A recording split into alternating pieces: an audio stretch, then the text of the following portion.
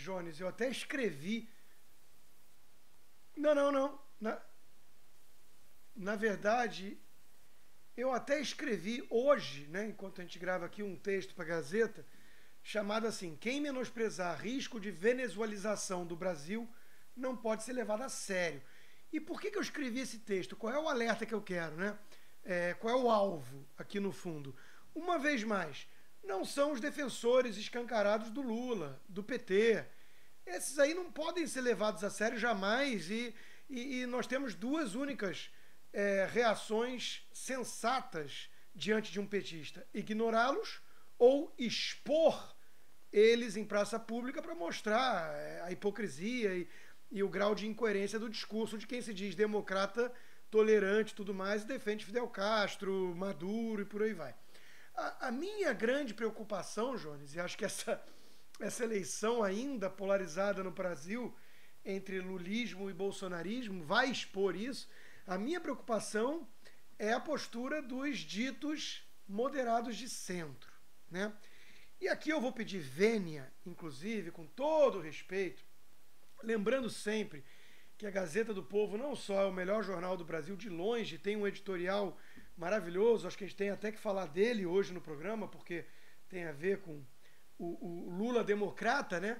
Mas é um jornal plural e que dá voz para pessoas como eu, Fiuza, Lacombe, e tem outros colunistas ali que são pessoas que eu passei a encaixar naquilo que eu rotulei de radicais de centro, né? São pessoas que, por uma questão de anti-bolsonarismo exagerado, na minha visão, histérico até, que aqui nos Estados Unidos a gente passou a chamar de Trump Derangement Syndrome, né? Eles passaram a criar uma falsa equivalência entre o Bolsonaro e o PT, né? Então, de repente, o Paulo Guedes é o Guido Mantega. De repente, um governo que está há 2 anos com esse ministério, sem escândalo de corrupção, é igual a quadrilha do Foro de São Paulo que tomou de assalto o Estado brasileiro com um petrolão e com mensalão. Esse governo que colocou no comando das empresas estatais os nomes que conhecemos é comparável ao governo do PT que fez o que fez com as estatais. Então, assim, até mesmo em termos de ameaça à democracia, né? O Bolsonaro, e eu sempre falei isso aqui, né, no programa, é crucial saber dividir a retórica inflamada, os arroubos, né, verborrágicos de lideranças do nacional-populismo, como Trump e Bolsonaro, das ações dos seus governos. O Trump teve 4 anos de um governo respeitador das regras do jogo, muito mais do que Obama, que usou a Receita Federal, o IRS, para perseguir grupos conservadores, entre outras coisas que a mídia sempre abafou por paixão ao presidente democrata, né? Usou a máquina estatal, enquanto que o Trump é o contrário, né? Odiado pela mídia, foi massacrado pelo que fez, pelo que não fez, pelo que não disse, né, desde o começo, e conluio com os russos e tudo mais. Então, o Trump Derangement Syndrome é um fenômeno muito importante para fazer qualquer análise. No Brasil, nós temos o Bolsonaro Derangement Syndrome. E esses moderados, alguns se diziam conservadores, outros se diziam liberais. E alguns são colunistas da Gazeta, o que está representando ali, então, esse tipo de postura, né? Eles estão, há 2 anos, martelando nesse tipo de narrativa, demonizando qualquer coisa que o presidente faz, incapazes de reconhecer qualquer virtude do governo e criando essa equivalência absolutamente inaceitável, na minha opinião, entre o bolsonarismo e o lulismo. E isso vai ter um problema muito sério em 2022. Por quê? Porque nós vamos ver, Jones, na minha opinião, esse pessoal numa sinuca de bico. E alguns já estão saindo de um armário de esquerda e assumindo que preferem até mesmo o petismo, vejam só, né? Então, assim, o Bolsonaro ia ser a grande ameaça à democracia, ele é integralista, ele é fascista, ele vai fritar os liberais, o Paulo Guedes é só um selo de qualidade que vai ser enxotado. Bom, 2 anos e pouco depois, o Paulo Guedes está aí tentando fazer as reformas. É a realidade dura, tem um Congresso, não é fácil, mas está aí. Né? E quem passou a detonar o Paulo Guedes? Eles, esses pseudo-liberais. E quem passou a atacar até mesmo o Tarcísio. Outro dia tinha um jornalista desses falando assim, agora o Tarcísio esgotou as obras dos governos anteriores, como se fosse um demérito inaugurar a obra abandonada em governo anterior, né? E agora vai inaugurar até o Wi-Fi em praça pública, quer dizer, ridicularizando um sujeito sério e trabalhador como o ministro Tarcísio. Então, veja a inversão da narrativa, por ódio ao bolsonarismo. Essa turma vai fazer o que ano que vem? Eles estão desesperados, na minha opinião, porque eles acharam, né, que com tudo que aconteceu, com Lava Jato e tudo, ia abrir um espaço para alguém mais ao centro, mais moderado e tudo, e isso não foi possível, e esses que poderiam ocupar esse centro, essa postura mais moderada, estão cada vez mais, como o próprio Fiuza já lembrou do governador Dória, estão cada vez mais flertando com o PT para demonizar o Bolsonaro. Então, eles estão fazendo esse pacto com o diabo. Alguns vão tentar se manter neutros, mas muitos vão cair no colo do PT. E aí eu lembro sempre de uma frase de um colunista da Gazeta, que é o Lacombe, que diz que quando o tucano desce do muro, desce sempre do lado esquerdo. E eu acrescento que desce caindo no colo de um petista. Né? Então, assim, olha só, vou dar alguns exemplos, né, para dar nome aos bois. O Reinaldo Azevedo, que é uma figura que mudou assim, muito, muito, muito, né? Principalmente quando a Lava Jato encostou ali no PSDB, nos tucanos, ele...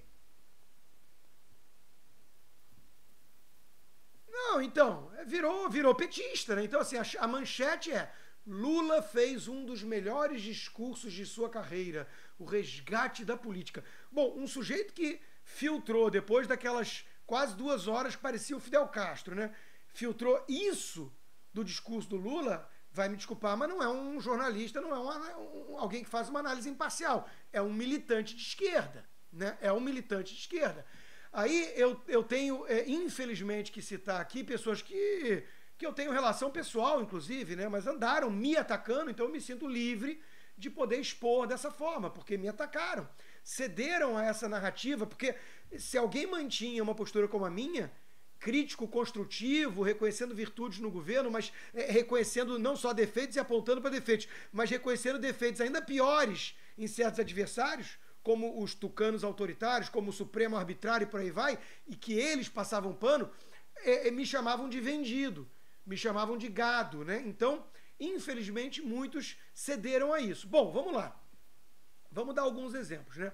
A coluna de hoje do Flávio Quintela, na Gazeta do Povo, termina assim: achávamos que a polarização PT-PSDB era ruim, mas o Brasil é a terra por excelência do nada é tão ruim que não possa piorar. Ganhamos Lula, Bolsonaro, Bolsonaro, Lula.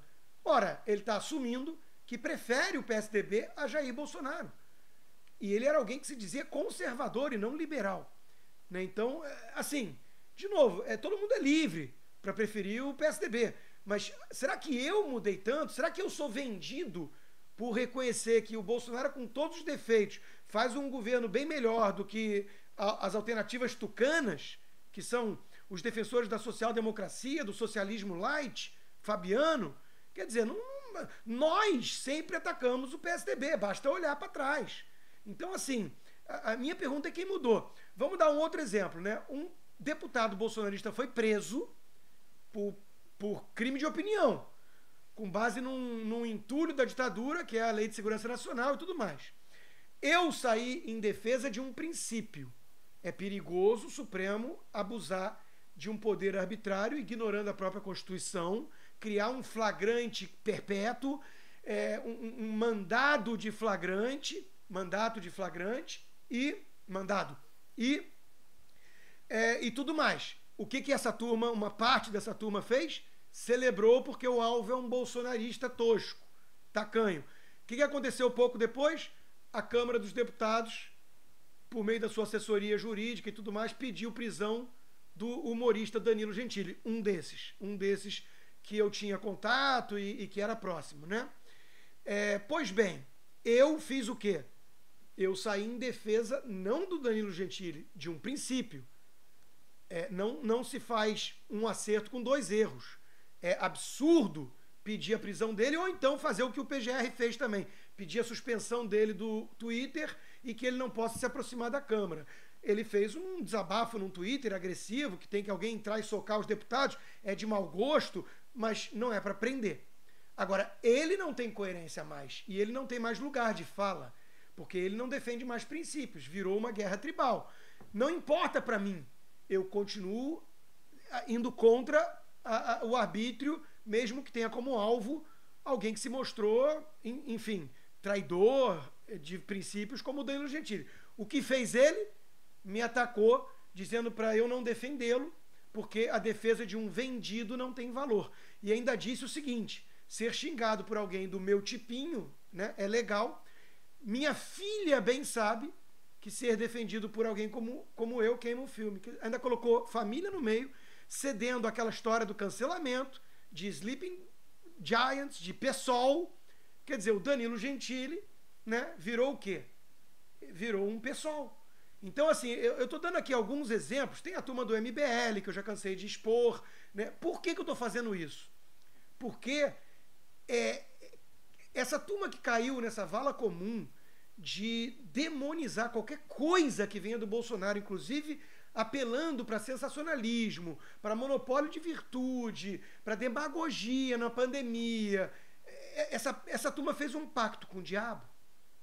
Essa turma está agora vendo que, na ausência de uma possibilidade tucana, de uma terceira via social-democrata, que no fundo eles parecem defender, mesmo se dizendo liberais ou em alguns casos conservadores, né, eles vão ter que cair no colo do PT mesmo, por patologia antibolsonarista.